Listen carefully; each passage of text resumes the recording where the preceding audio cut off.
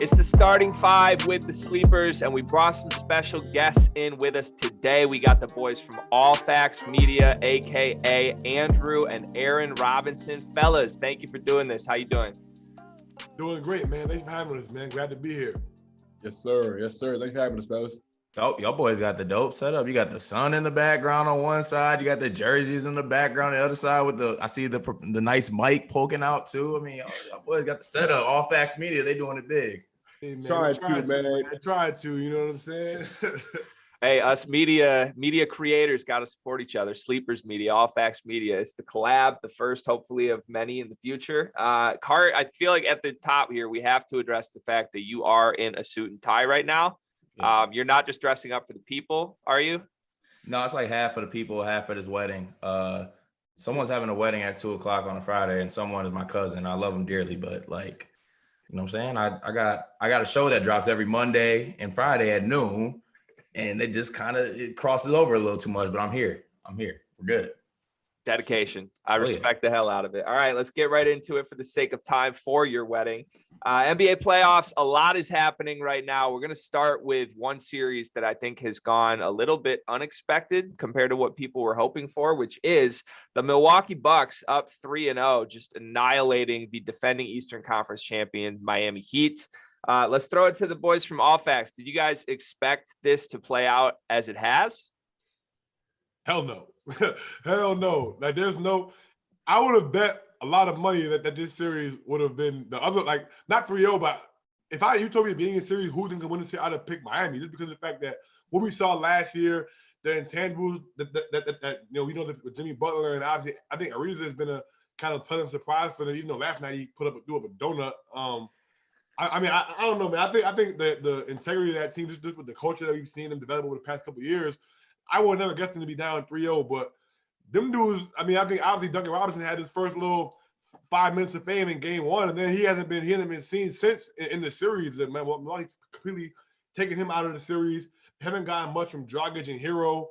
Jimmy Butler been doing his best. Like, he had 16 points in the first half last night, but then they only had 3 in the second half. I just think that they just collectively haven't really showed up. In game one, obviously they had a chance to win, but when they lost that game, they got annihilated the last two, and I don't know. I hope they don't get swept, because that would just be sad to see. Right now it's not looking good for them. Get the brooms out for them boys. That's all I'm saying.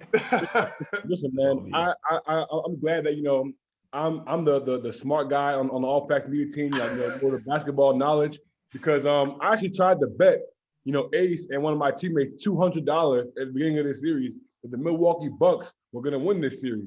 I knew that this was going to happen. I didn't know it was going to be 3-0, but I knew for sure the Bucks were going to win this series before it started. And Ace was too scared to bet me, and my other teammate was too scared to bet me. So, I knew that the addition of Drew Holiday, Peter Tucker, Bobby Portis, this is not the Milwaukee Bucks team from last year. People sleep on Bobby Portis. That was a huge pickup for them. Drew Holiday, we're seeing what his intangibles have brought to this series. I think that, we're seeing that this Milwaukee Bucks team grow up before our eyes, man. So I think that I'm not surprised, that the Bucks are winning this series. I knew that this was going to happen. And, once again, it's showing Ace's lack of basketball knowledge when it comes to this All Facts. Drew says that the Milwaukee team of last year, they're going to go home in the second round just like last year. So It doesn't matter. They're going home next round. We'll see. Milwaukee has enough this year. We can bet on that. We can bet on that series. Oh, now he's trying to bet. Now he's trying to bet. Now you want to bet. You see him? Now you want to bet. We can bet on that series.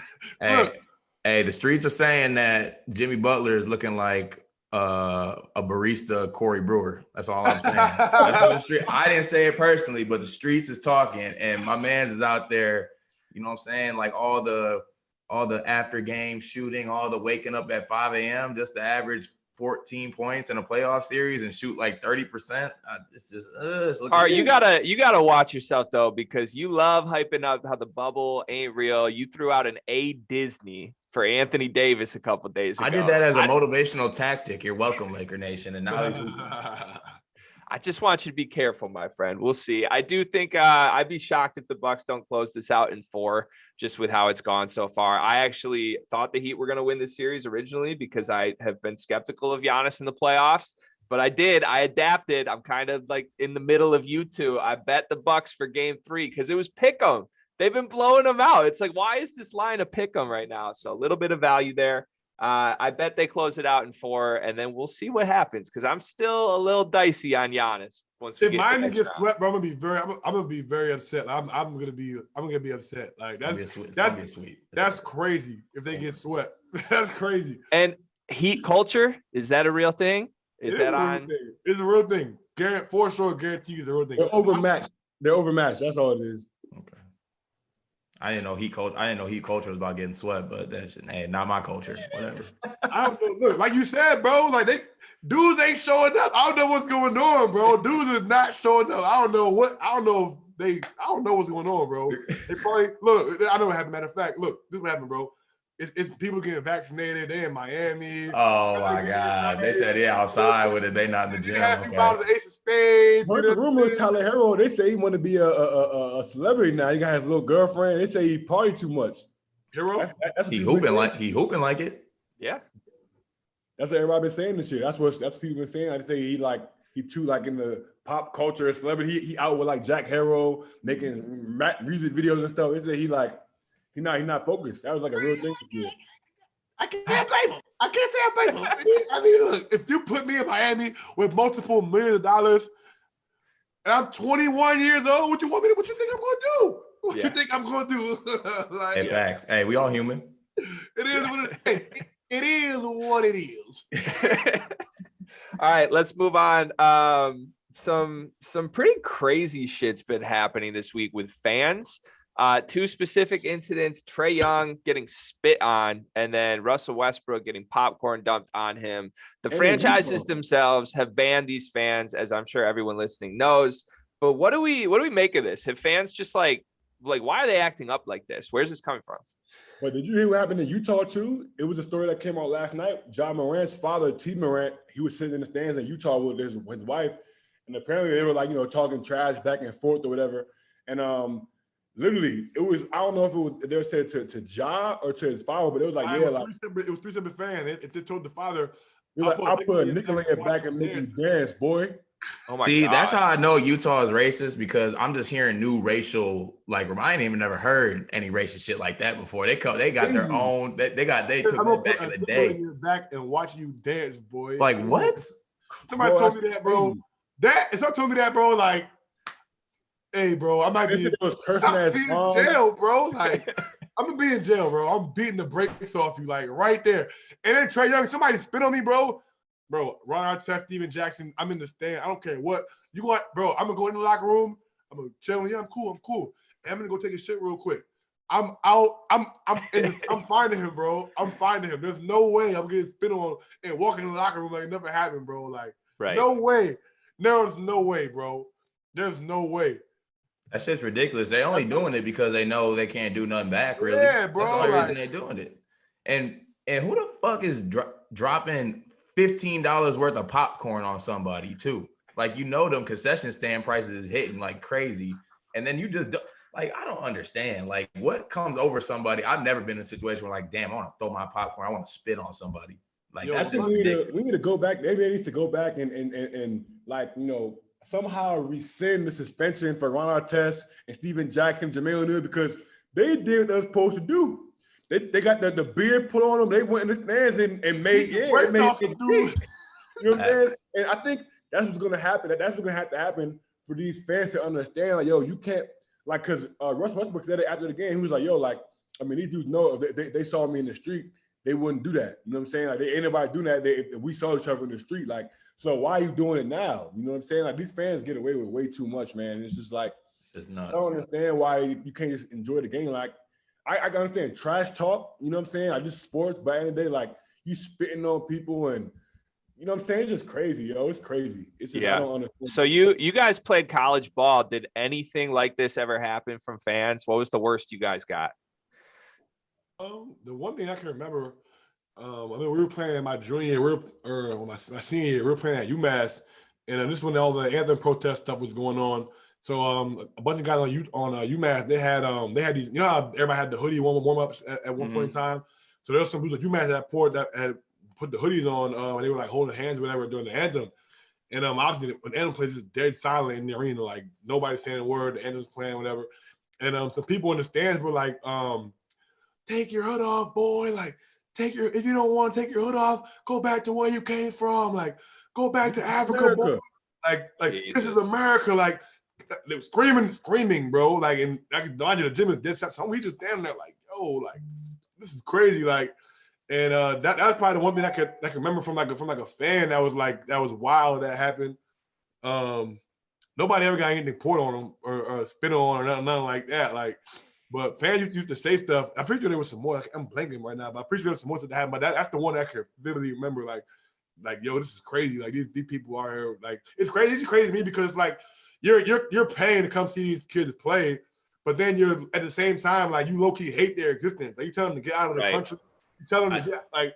It makes no sense to me. I don't get that. Like, you get off your 9 to 5 and you go on StubHub and you're like, I'm gonna pay 50 to go let this dude have it. Like, that's odd to me. I don't know. I'm just not wired like that. Yeah. Well, and so that's a pretty good segue into what I had listed for this third topic, which Kyrie's comments about the racism from Boston fans. And I guess this is probably worth a broader conversation with everything else that's happening, because when I first read that, obviously I'm a white man, but I read that and I'm like, okay, I know there's been allegations of Boston fans, but this is like almost a little presumptive of Kyrie, or like he's saying it before a new incident has happened, was my initial thought. And then all of a sudden in the last 3 days, like there's 7 different incidents of racism in the NBA. And it's like, why was I even doubting that for a second? Like, this is something that's obviously so prevalent. So I want to throw it to any of you guys. I mean, how should people be processing this? Like, was Kyrie correct for speaking out as he has? And what do you make of all of it? Yeah, I mean, I think that he definitely was correct, man, because I think Boston has a reputation of being racist. You know what I'm saying? Like that, like, even, I mean, there was an incident where I think it was Manny Machado at Red Sox Stadium a couple years back. And then Marcus Smart came out in defense of Kyrie Irving when he said that, because Marcus Smart was like, yeah, like, it is racist in Boston. And he told the story about one time he was leaving the arena on the ground parking garage. I think he was coming out. And I guess his white lady was walking with her kids, and like, he had the right of way, and she tried to like come in the street while he was trying to leave.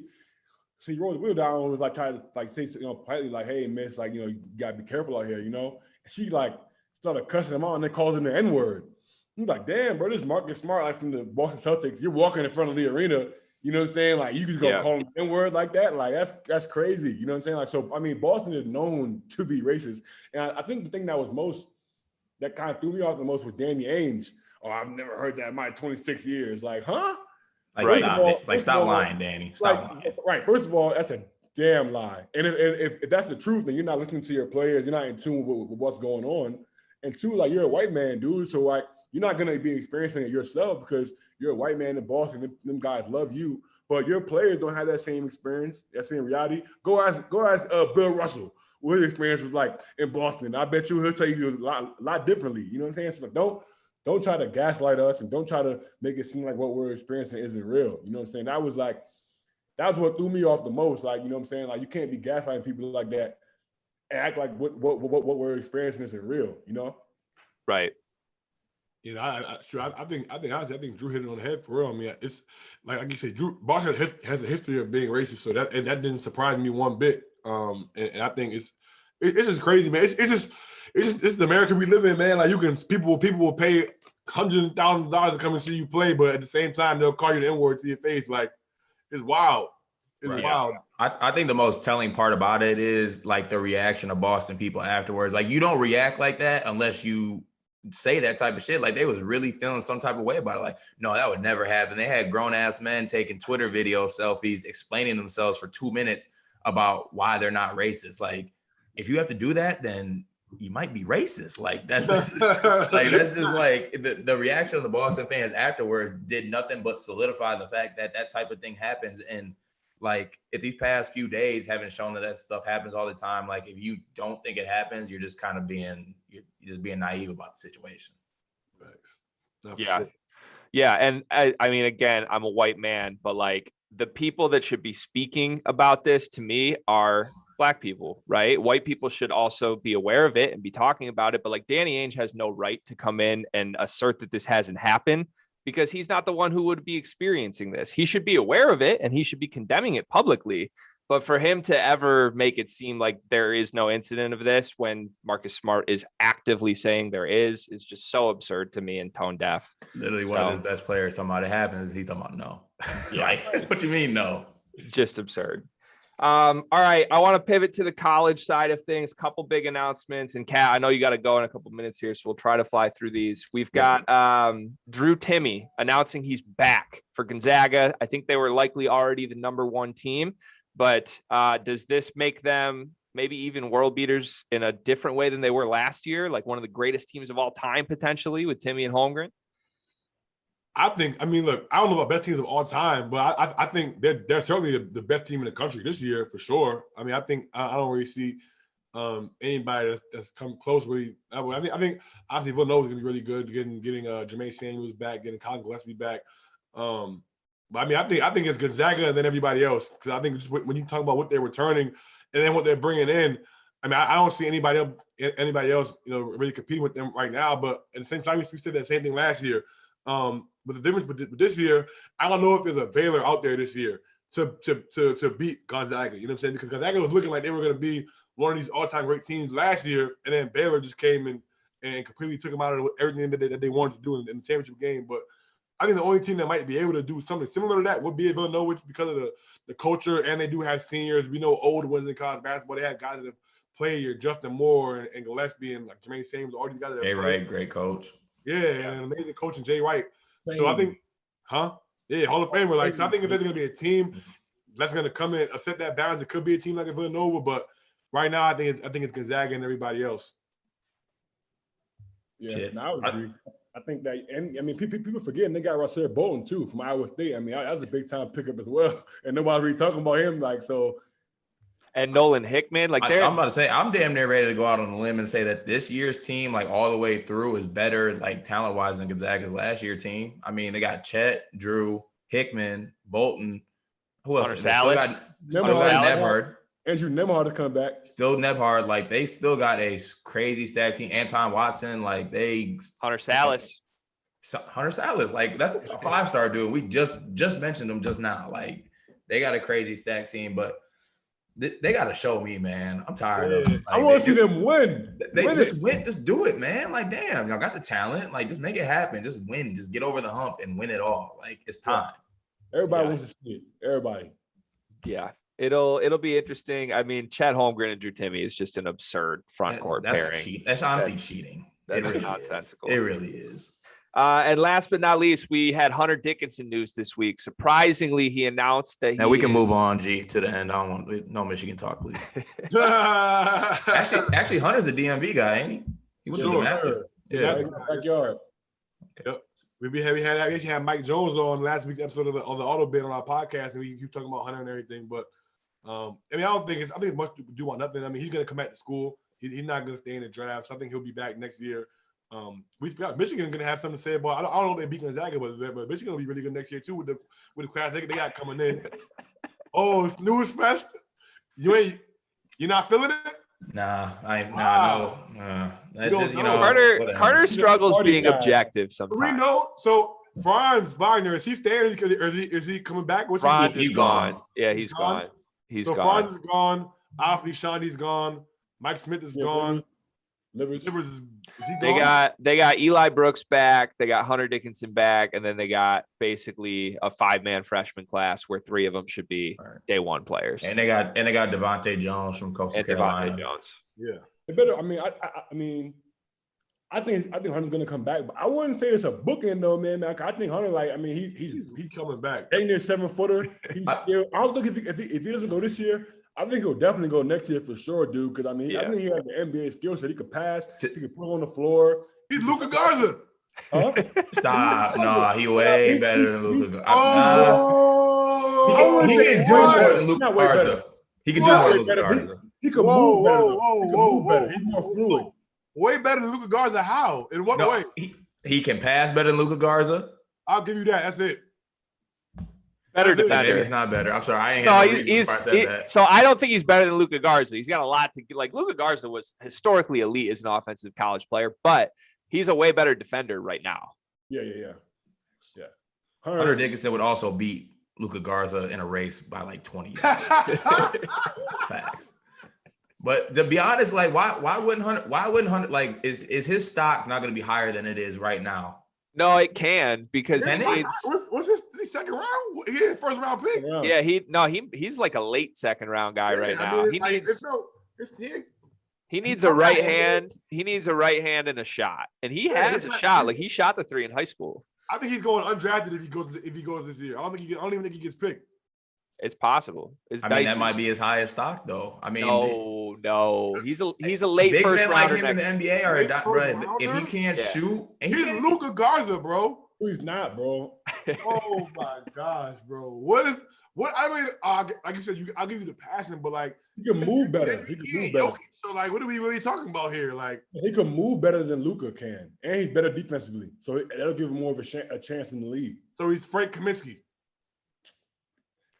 I think he could be better than Frank Kaminsky because he's not as big. What do you do better than Frank Kaminsky? But I don't think Frank's a bad comparison though as far as draft stock goes. Frank ended up being a late lottery pick.